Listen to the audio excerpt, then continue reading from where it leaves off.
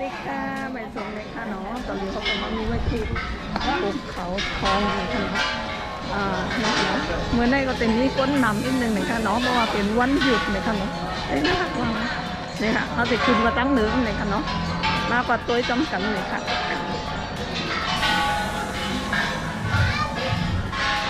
อันนี้มันคืออะไรข้างในเดี๋ยวเราจะขึ้นไปข้างบนกันนะเข้าไปกับตัวกันตั้งเหนือเหมือนถ้ำมาเข้าไปข้างนี้คืออะไรไหว้พระไหว้พระนี่ก็เหมือนเขาอยู่เขาถือนี่ เลย ก็จะเป็นเหมือนถ้ำนะเอาไปดูกัน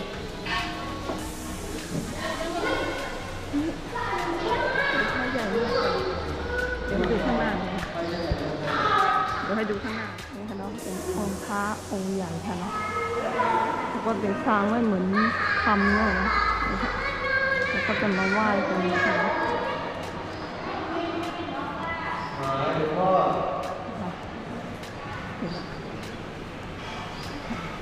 เย็นสบายมากเลยข้างในเย็นมากเลย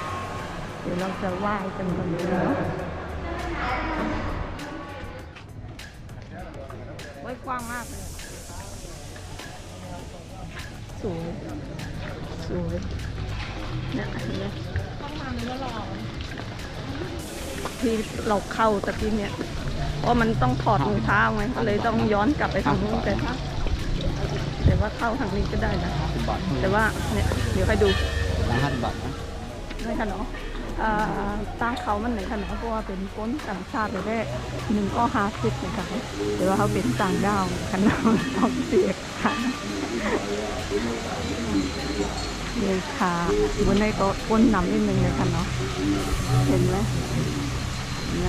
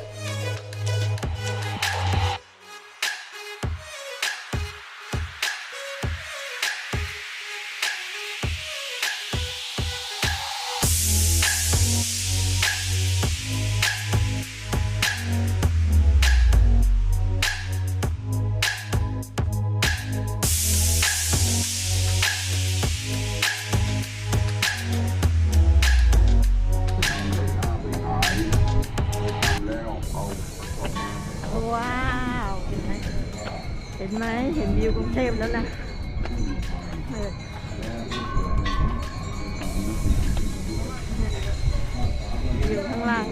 มากเลย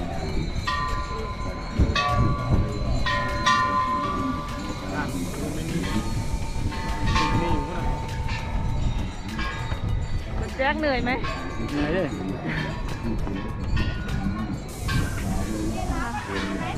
เดี๋ยวเราไปตีกิ่งสุดเลย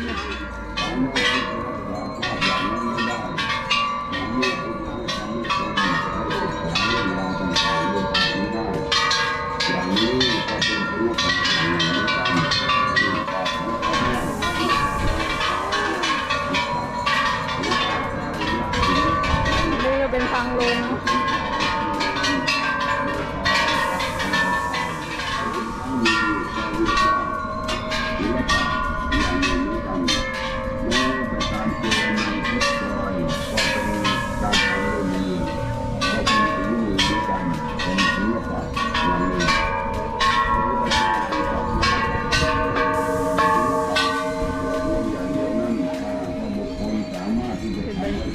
การทำงานได้ก็สามารถที่จะเลี้ยงตัวได้โดยชอบไม่ใช่เลี้ยงตัวได้ไม่ใช่เลี้ยงตัวเลี้ยงตนในทางที่เป็นการเลี้ยงตนในทางที่ชอบการเลี้ยงตนในทางที่ชอบนั้นเป็นการสมควรเป็นสิ่งที่ควรจะทำเพราะฉะนั้นศิลปะของชาวบ้านคือชาวบ้านเอาตัวไป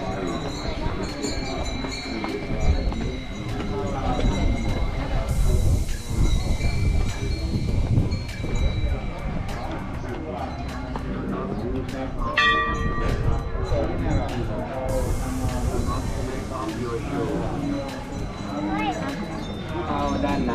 ไม่ต้องถอดรองเท้าระวังรองเท้าหายขึ้นลงกระถางรัด Do not take off your shoes นี่ก็เข้าข้างในไม่ต้องขอบเลย น้ำน้ำพุทธมนต์นะสัพเพพุทธาภาระมัตตาปะเจตานังใจยภารังวาระหังตานังจัตเตเชนารักขังขันธามิ อันนี้ก็พอรู้ทำบุญเลยกันเนาะเอาไว้ทางกระทานเลยค่ะเนาะข้างใน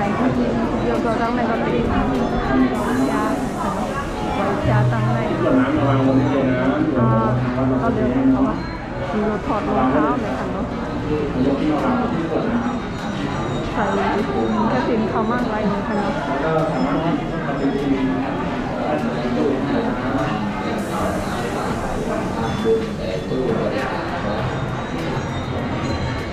ดอกไม้ทูบเทียนทองเป็นของฐานะดอกไม้ทูบเทียนทองเป็นของฐานะทำบุญแก่ผู้บริจาควัดดอกไม้ทูบเทียนทอง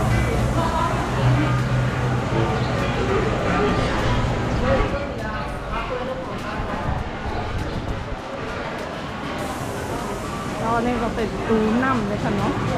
หิวน้ำหิวอะไรก็กินได้กินได้เดี๋ยวจะมีอีกชั้นหนึงค่ะเนาะขึ้นมาทั้งหัวคนเยอะมากเลยอ่ะ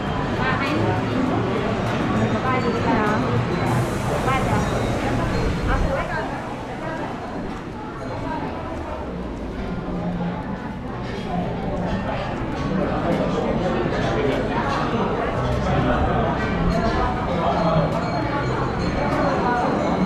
มันขึ้นข้างบนอีกได้ใช่ไหมเ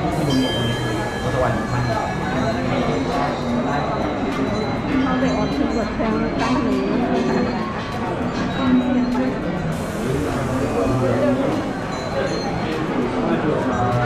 เราจะไหว้สังฆทานก่อนเลยค่ะเนาะ สาธุโนพันเต นี่ค่ะถวายสังฆทานค่ะเนาะ มานี้สังฆทานนานี้สัพพะวิวรานี้ ทำบุญบูชาผ้าห่มผ้าเจดีย์ค่ะเนาะองค์ใหญ่ค่ะเนาะ เทคารตาวิดายะสุขายะนิพพานายะจา เราจะขอรอกัน ข้า นะ พ เนาะ ระสงฆ์เจริญข้าพเจ้าทั้งหลายขอน้อมถวาย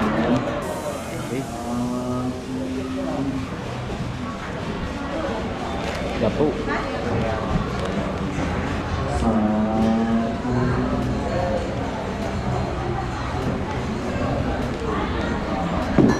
เดี๋ยวก่อนเดี๋ยว เราที่กดน้ำนะเราที่สำเร็จ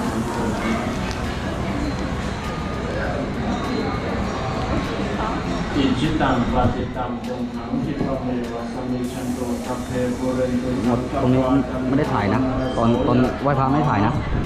มานิโชติอาโสยะหาสัพเพติโยวิวัตตันตุ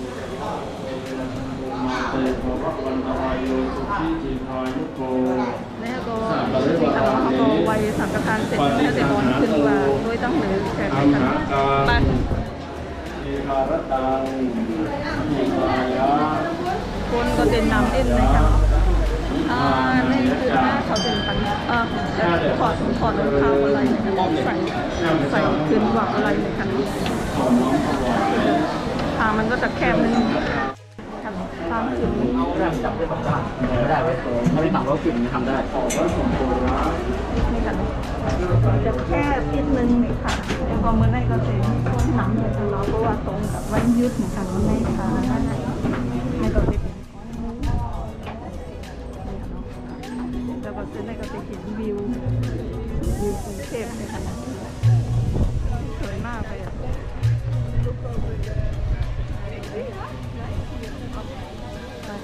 พาไปชม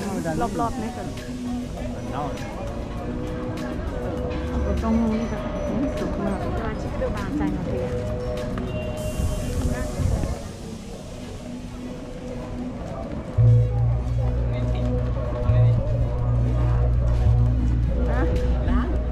อะไรนะกับเนี่ยเห็นวิวกรุงเทพรอบเลยอ่ะนะ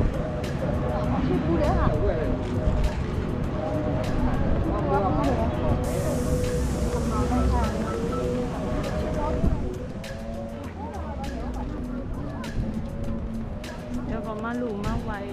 อะไรนี่ค่ะเนาะ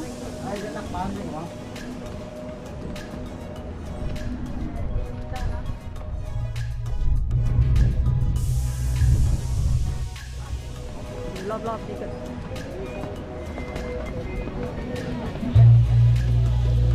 อะไรก็ติดอัน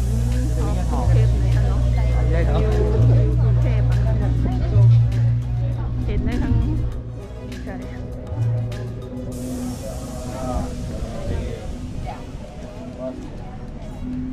ก็ใครมาหลูสั่งการเดี๋ยวก็หลูอะไรในถนนแล้วก็มาเล็ด3 หอบแล้วก็หลูค่ะ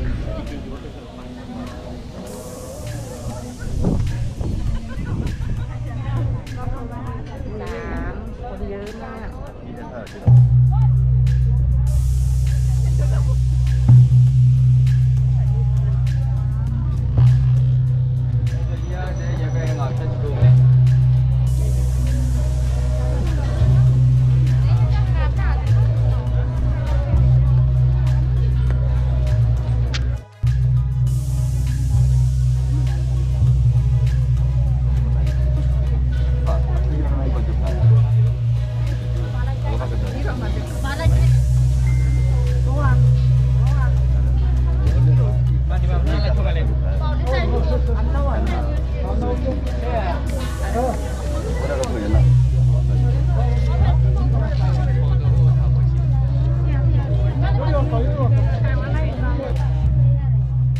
อะไรก็จะถึงตั้งขึ้นค่ะตั้งลงก็ถึงทางตี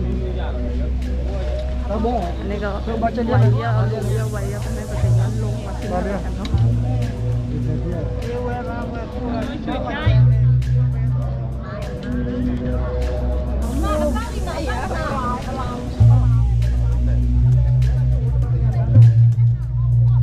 ตั้งลงแล้วก็ถึงนี้ตั้งไปจังปากเลยค่ะ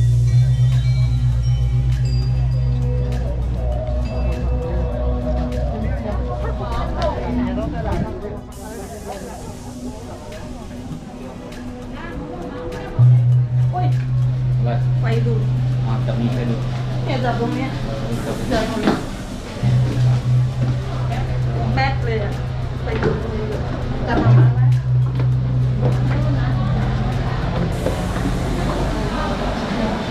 มีแสงในตัวป่ะ มีแสงในตัวจับราวไปดูดเลย อะไรก็จะเป็นตั้งโลงมันค่ะโลงสองชิ้นเดียว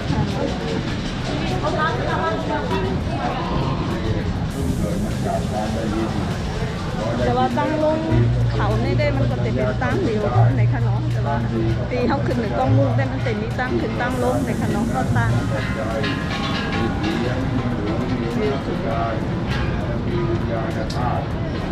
อันนี้มันมืดอ่ะมันใส่ดำมืดอ่ะขอถอดแมสก่อนเหงื่อเต็มหน้าเลยอ่ะไม่ทางขึ้นทางลงนี่อันเดียวกันใช่ไหมฮะทางเดียวกันใช่ไหมของสิ่งหนึ่งที่มากระทบกับหูแล้วก็ทำให้เกิดการได้ยินได้ทันที ใช่แล้ว ถ้าหากว่ากำหนดได้อย่างนี้ก็เป็นเรื่องดีเป็นเรื่องพระกรรมฐานไป วิวก็สวย แต่ยัง แล้วก็ได้ถึงรอบเต็ม จะกำหนดได้กำหนดได้อย่างนั้นก็ต้องอาศัยวิธีการหลายอย่างเช่นรู้จักดีจิตตนให้พ้นเสียหรือว่าค่อยๆชะลอจิตใจของตนลดก็เกิดเป็นปัญหาได้เหมือนกันต้องระมัดระวังเหมือนกันต่าง มันจะตั้งเดียวกันไหมคะตั้งตั้งลงคนละตั้งกัน ๆได้รถอย่างไร เห็นใครขึ้นมา ก็เพียงแต่ให้ได้รถ มีแต่มีคนลงคนขึ้นนี่ก็ราคากัน พอใจจนกระทั่งแสดงออกมา ลงเริ่มร้อนแล้ว มันไม่คิดนั่นเป็นเรื่องของการมีชีวิตที่เมื่อมีอันผู้อื่น อันนี้ก็กี่โมงเนี่ย มีการเป็นการ น่าจะ11 โมง ก็เริ่มร้อนระมัดระวังในเรื่อง ประมาณไหนได้หรือมาเป็นเจ้าหรือว่ามา ก็ ทาง จะ รี เป็น บ เห เลย ตุ เรากำลัง ให้ ดี เกิด เลย ความ เนาะ สับสนยุ่งยากโดย เที่ยงไม่ได้แหละไม่ยังไงค่ะ เพราะว่าชาวบ้านบางทีก็อยากจะเอาใจพระแต่พระก็ไม่รู้จักประมาณอาหารก็ต้องปรุงในรสได้ตามที่เราชอบใจการเชื่อร้านมันเป็นอย่างไรก็ต้องการเขาจะให้ได้อย่างนั้นแต่เมื่อไม่ได้อย่างนั้นก็เกิดเป็นโทษนะเกิดเป็นความ ทางลงตั้งไม่ก็มีน้องเที่ยวบอกมีแค่ตั้งอุ่นก็ลงไปรถเราจอดที่ไหนนะ นี่ตรงนี้เนี่ยที่นั่งเมื่อกี้นี่แหละลงมาเลย ลงไปทางนี้นะ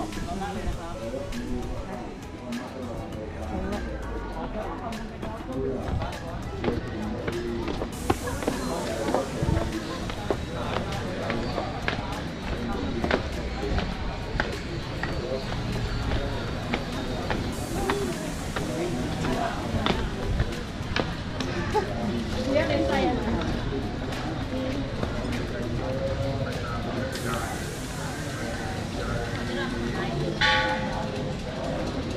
ูอะไรกันนกอะไร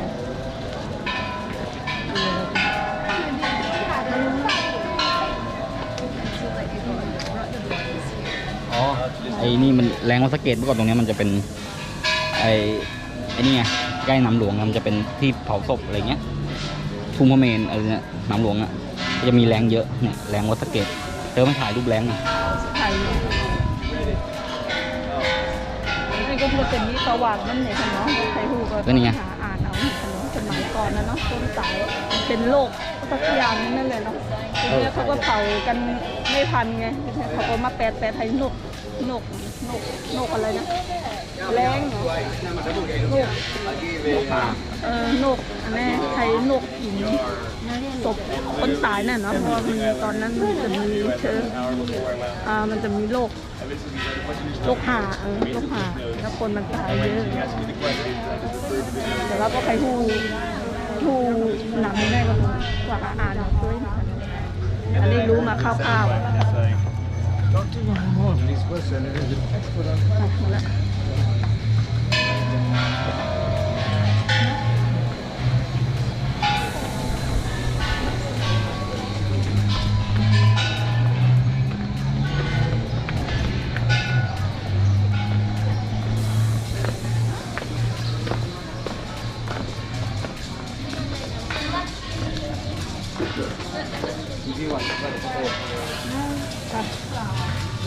ต้องถ่ายนะดับกันดับกันจะเสียงที่นั่น ทำไมเราถึงย้อนกลับไว้เดี๋ยวปู่ ไหว้เจ้ากันนะคะเนาะนี่เนาะบอกว่าไปดูสั่งการเจ้าไหนก็100 บาทนะคะเนาะถวายเขาฝากเจ้าไหนก็100นะคะเนาะ